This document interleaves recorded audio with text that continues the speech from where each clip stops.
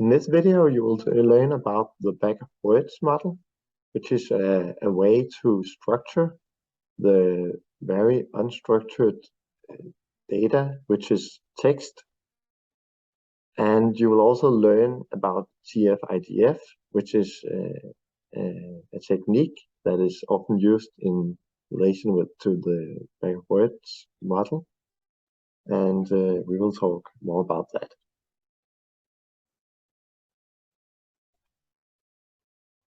So if you want to read more about the bag of words model, this article is a good starting point.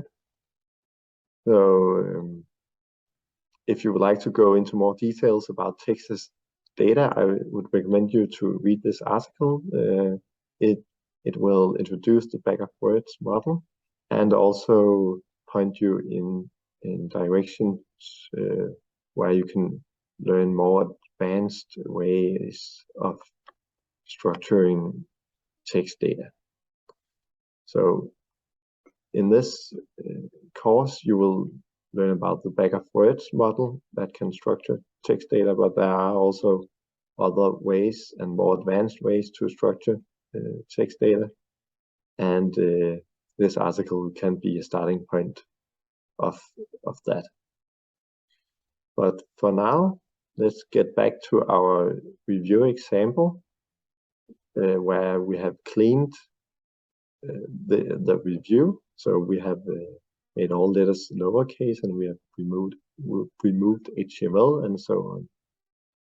So this text is very unstructured data. It is just one long string, and the goal in every text data analysis is to make this unstructured string into something structured that we can actually work with in a computer. And that is without removing the information in this text that is actually the information that we want to conduct our analysis. So that is the challenge of text data analysis, to structure this text in some way so we can work with it in a computer, and also still keep the information in the text that carries the meaning, which we will help us to conduct our text data analysis. So I think it will become clearer when we dig down into the bag of words model. So what I also just talked about, so to exploit the information there are in text data, we need to structure it in some way. Raw text is not structured. We cannot use that in a computational text data analysis. So a simple way to structure the documents or the text, from now on I will call them documents, is the bag of words model. And what the bag of words model do is to simply count the number of times each word in the document occurs in the document. So that way we can store all the documents that we have.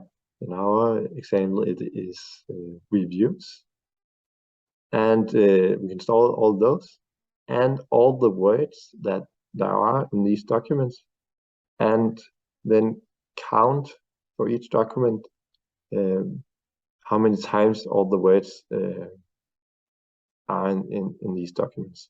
And we can store that in one big matrix with the words as columns and the documents as rows, and we call that a term document frequency matrix. So that is what you see here. So the rows are one document per row. So in our case, it is reviews, and the columns are one word per column.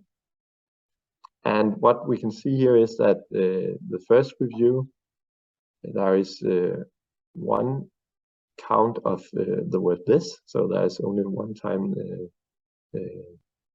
where this occurs, and the same with movie and is and very and scary and long. And if we go to the second document, then we can see that the word is occurs 2 times, and so on. So yeah, so the items here, that is what I just said.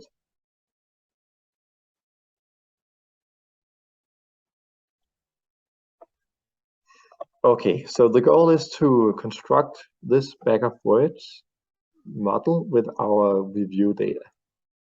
And we can use the module feature extraction from the scikit-learn library.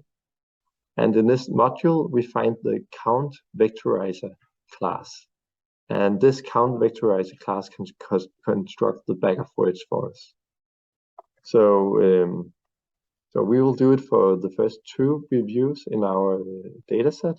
So remember that we actually have 50,000 reviews. So we will just use the first 2 to see what happens.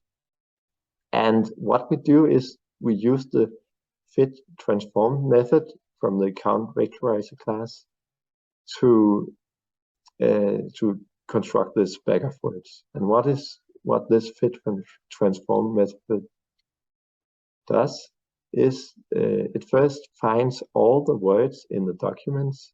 So you can say that it learns the vocabulary, and then it constructs the matrix that I just talked about. So it counts the words in each document. And you can see the code here. So first we import the count vectorizer class, and we store it in count to ease the coding afterwards. And in this line, I take the first 2 reviews and I store it as an array because the fit transform method needs an array of the reviews to make the bag of words.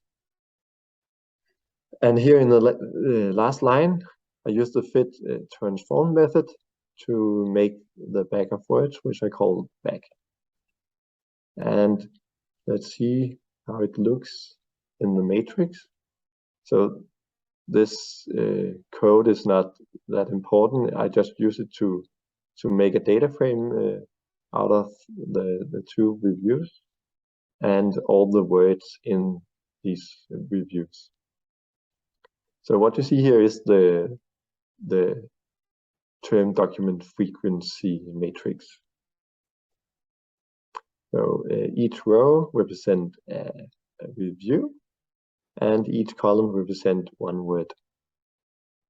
And you can see that, for example, 1913 is in the second review, and able is in the first review only 1 time.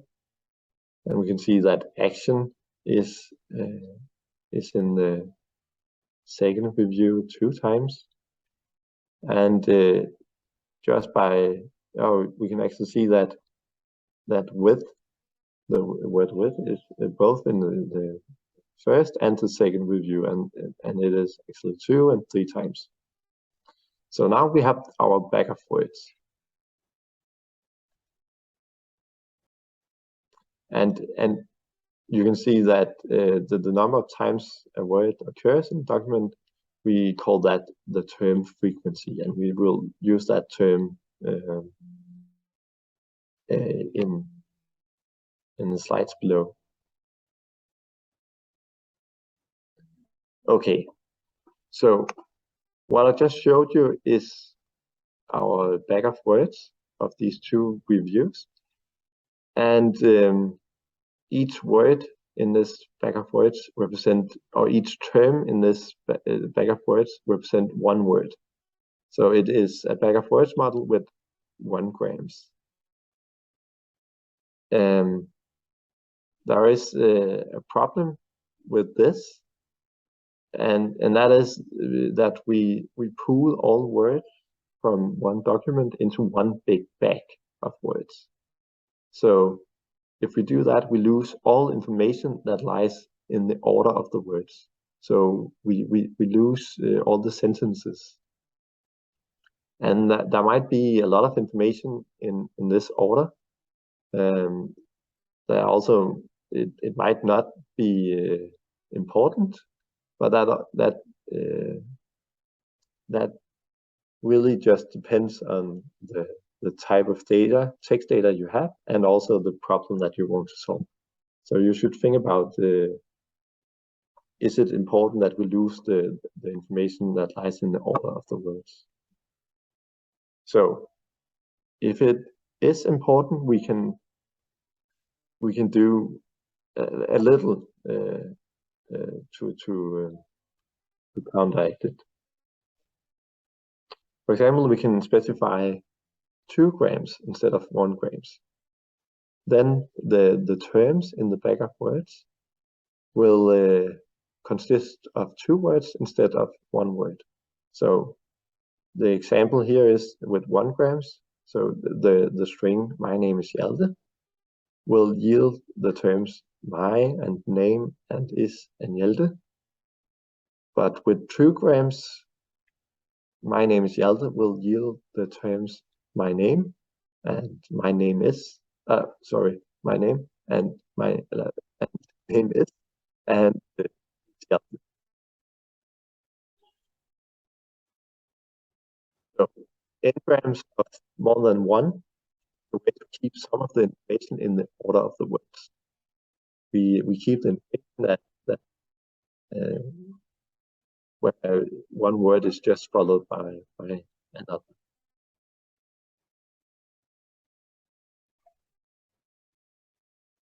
And how do we do that in Python? So you can choose the n-grams via the n-gram range parameter, and we do it like this. So remember that we use the count vectorizer class to make our bag of words, and in here we can specify which n-grams we would like. So here I choose only 2 grams. So this is the minimum gram I would like, and this is the maximum. So I would only like 2 grams. Then again, we make our bag of words out of 2 reviews. That is done here. And then again, I make the matrix so we can see what happens. And you can see the result here. So now that each term, each column that is represented by a term is now 2 words. So here 1913 was followed by us. So this is a 2 gram now, and that appears in the second review.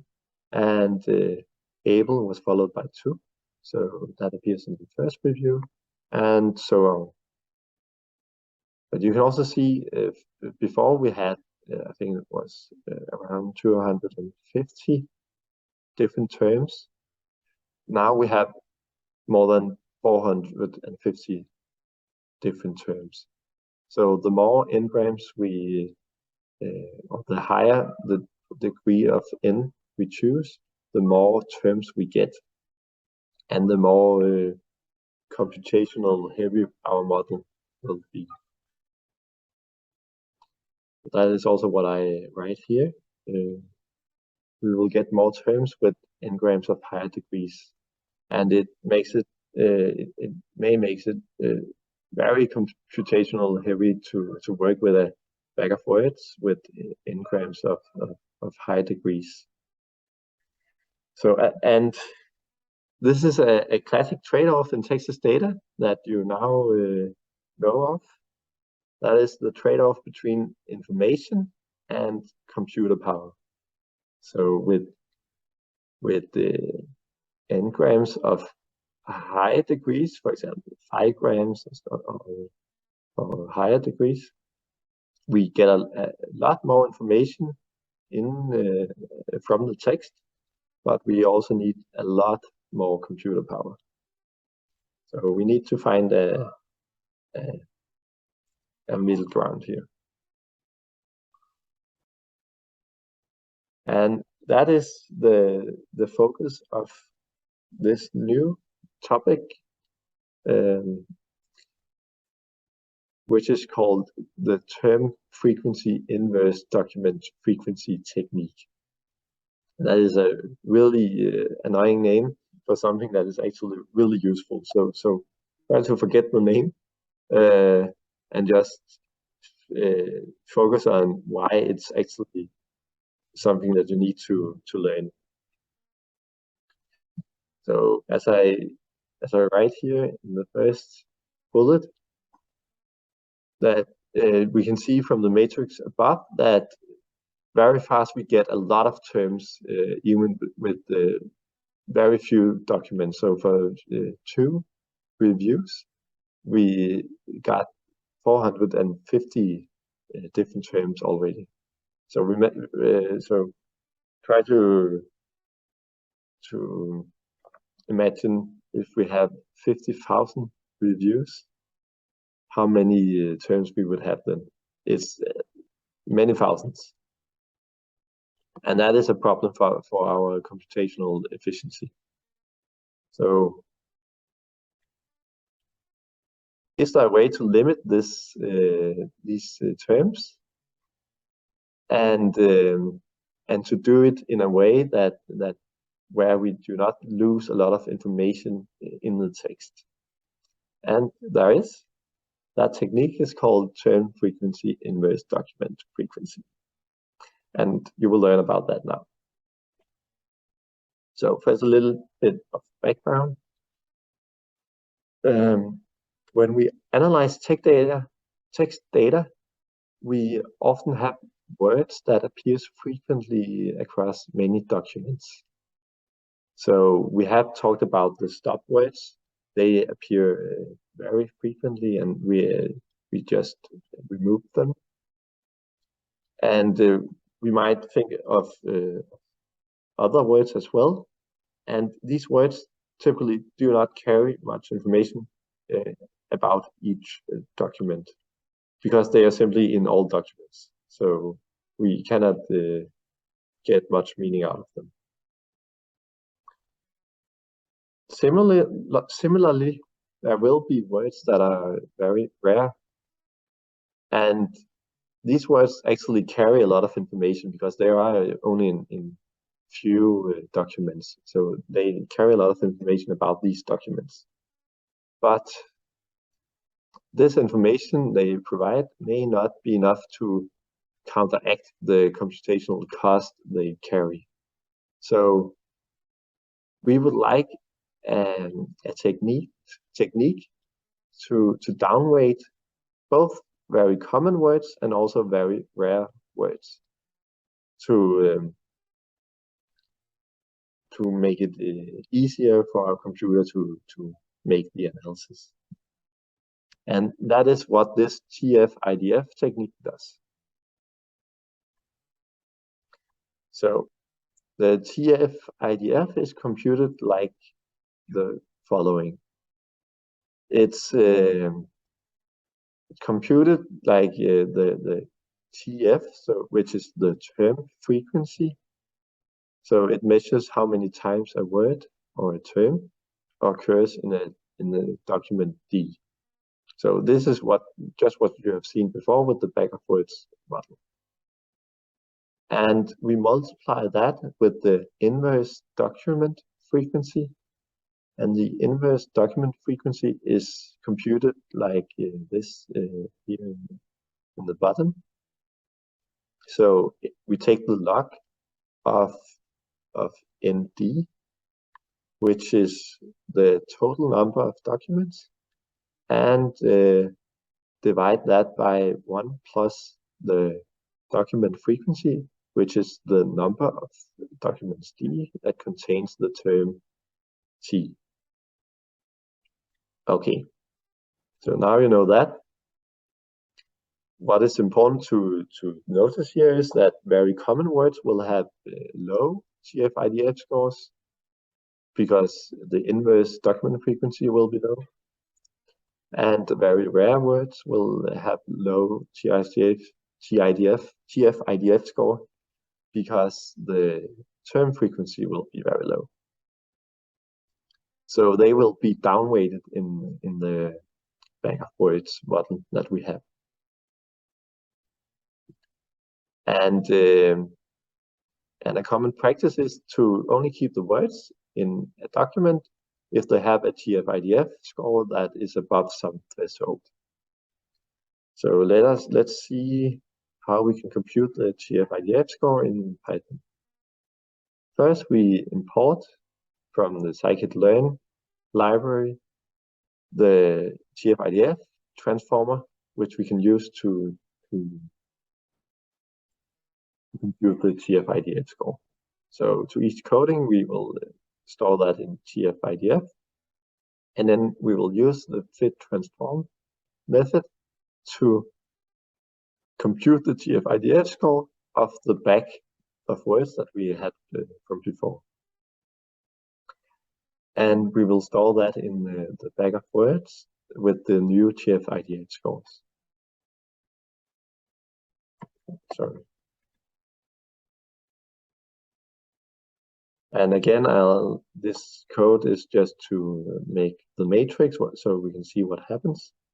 And now you can see the matrix from before, where before we saw the counts of each word in each document, and now this count has been changed to view the TF-IDF scores of each word in each document. And we would then be able to make a threshold that that determines which words we will actually keep in the documents and in the further analysis.